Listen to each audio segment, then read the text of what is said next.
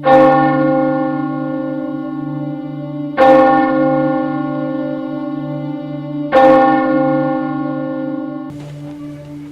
dear friends, there are certain events and moments which are unforgettable in the life of every person. I believe those moments and events are so important that you want ever these moments to be remembered and to be relived.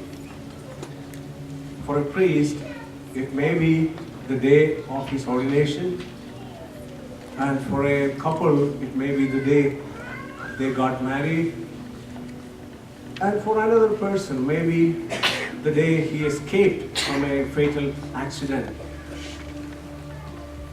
But these moments are so important that we want to relish all the time. For a devout Jew, the greatest moment or event to be remembered would be the Passover, the commemoration of their escape from slavery in Egypt. And in today's first reading, we had this passage about how the Passover should be celebrated. We have everything dictated by the Lord, a detailed description of how old the lamb should be made, and that they should eat together. If the family is too small, they should join with other families. And then how they should eat, even the posture of eating is dictated by the Lord. The loins girt, sandals on your feet, and staff in hand, and you shall eat like those who are in flight. Now, when you read about these details, it might look silly for some people, but in fact, the details remind us about the importance of the act. And in fact, it is those details that help us to form mental images of the past event, and which enables us to relive the past in the present. Now, why are we listening to this passage from Exodus today?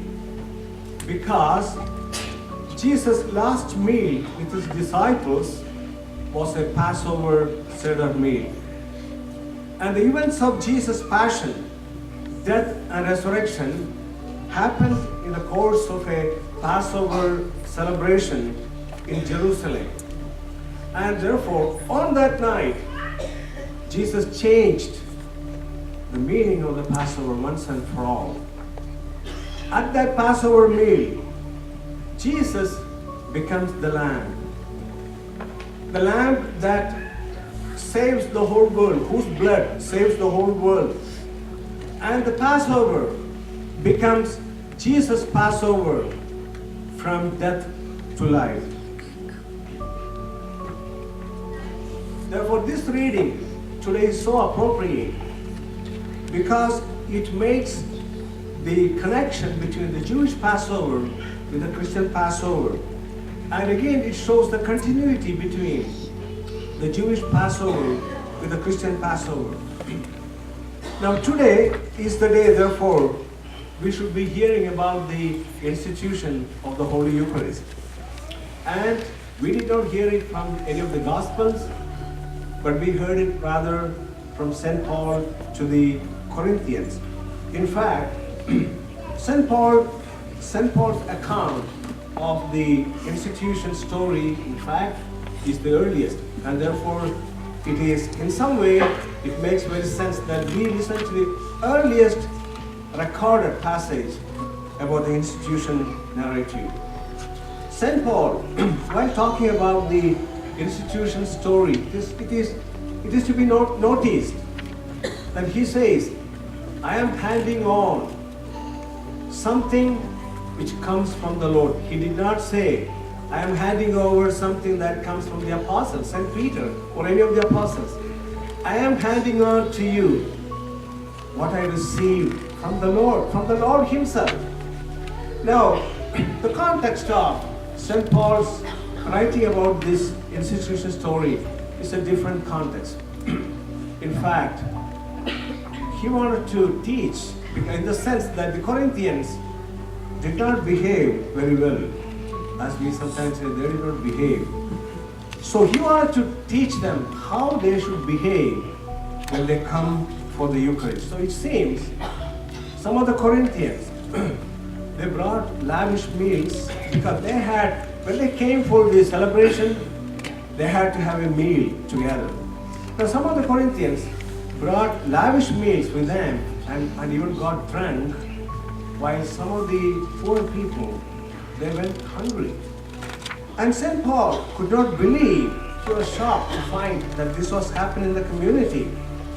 And therefore it is in that context that St. Paul reminds them what the Lord did, that his self-sacrifice and his death was a sacrifice. And therefore he is talking about reminding of the sacrifice of the Lord Jesus Christ. So he says, on the night he was handed over, Jesus took bread and after he had given thanks, broke it and said, "This is my body that is for you. Do this in remembrance of me." In the same way, also the cup after supper saying, "This cup is the new covenant in my blood. Do this as often as you drink it in remembrance of me." So therefore, St. Paul had a point to remind them. And in fact, what he reminded them, that means you are gathering not for any kind of just a get-together or a social gathering. You are gathering to offer the sacrifice, remembering the death of the Lord. And these words of St. Paul, my dear friend, I think it helps us to connect our life with the liturgy or the Eucharist. So whenever we gather, therefore, if we ignore the poor, or we rather, we gather for the Eucharist with a sense of equality, sense of fraternity, with the awareness that we are on one body, coming together. And again, as St. Paul's words, whenever we gather, we proclaim the death of the Lord. So it is for that we come together, not for any kind of social gathering or socializing. Maybe a part of the Eucharist, but for us believers, whenever we gather, we are proclaiming the death of the Lord Jesus Christ. And then we have the Gospel passage. In the Gospel passage, again, it might sound very strange that we did not hear in the Gospel we read today from John anything about the institution narrative. Rather, what we heard was about the washing of the feet. This is because the Gospel is from St. John. And in the Gospel of John, he does not have the institution story, but instead he has the washing of the feet of the apostles. Now this is one of the key differences we find between the Synoptic Gospels and the Gospel of John.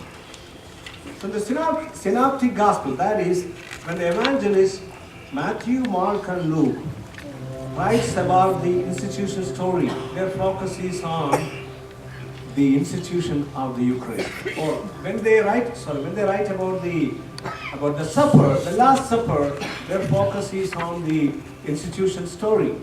But for John, when John writes about the Last Supper, his focus is on the washing of the apostles. Now, it is very meaningful to ask, why is it that John's focus is not on the institution story, but rather on the washing of the feet of the apostle?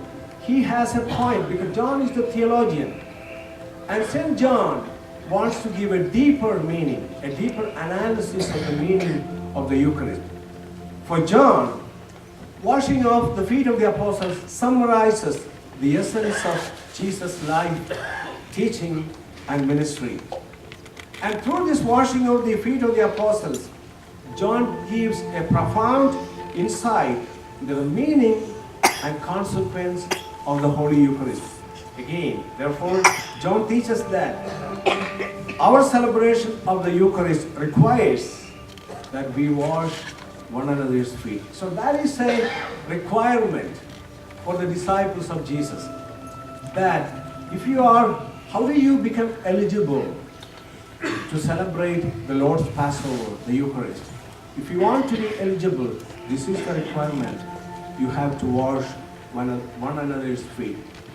Now, when we compare the Passion, the Last Supper, we read the Synoptics, and the Last Supper, the washing of the feet in John's, there is another beautiful parallel that is worth reflecting. After instituting the Eucharist, Jesus gave a command, do this in remembrance of me. After washing of the feet, also the Lord said, repeat what I did. Another command. So he also gave a command. So which makes us again understand John's point. He wants to highlight the washing of the feet, through which he wants to remind the life of service of Jesus Christ. So therefore, after washing the feet of the apostles, Jesus wanted to make sure the point. He wanted to make sure the disciples got the point. They never missed the point. What is the point? Jesus said, after washing the feet of the apostles, you call me Master and Lord. Yes, I am. But if you really mean what you say, you should also wash one another's feet. And therefore, that is the commandment Jesus gave. Again, there is another passage or another event that we should not miss when we read this washing of the feet of the apostles. That is the presence of Judas Iscariot among those washed, among the 12. Jesus could have, maybe if he wanted, he could have skipped Judas Iscariot from the 12. He could have done this after Judas left. But Jesus chose to include Judas Iscariot. That's a striking feature of this. And that brings out beautifully the meaning of the washing of the feet of the apostles. Meaning, from our service, no one can be excluded. Even a person like Judas Iscariot, who could be the worst person alive, he deserves our service. And then coming to the last part of today's gospel, we have this St. Peter. So when Jesus came to St. Peter, St. Peter said, Lord, he refused to be washed. St. Peter said, I'm not worthy to be washed by you. Now this refusal by St. Peter, in fact, first of all reminds that Peter's lack of understanding of the mission or who Jesus was, the identity of Jesus, and what he was doing. Of course, Peter did not understand. But what makes Peter very, very special is, although Peter did not understand the full meaning, he wanted to become a part of Jesus' ministry and mission.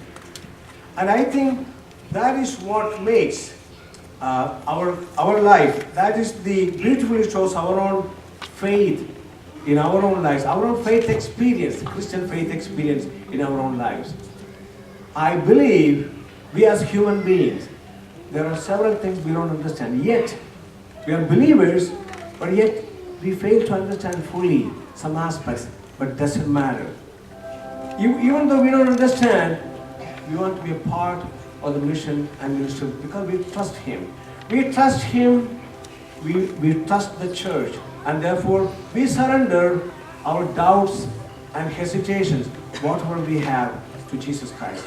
My dear friends, today is a great day for all of us because today we commemorate the Passover of the Lord. And when we think about the blessings of the Lord, I believe one of the greatest blessings we have received from the Lord is the gift of the Holy Eucharist. The Eucharist that the Lord gave us as a memorial of His love, which He has left until He comes again. And the sacrament of love, we should be ever, ever grateful to the Lord that we are a part of this banquet, that we are able to receive the Lord every day. But then, the washing of the feet, that is what makes me and you eligible to be a part of this celebration. The grace to be washing the feet of one another. God bless us all.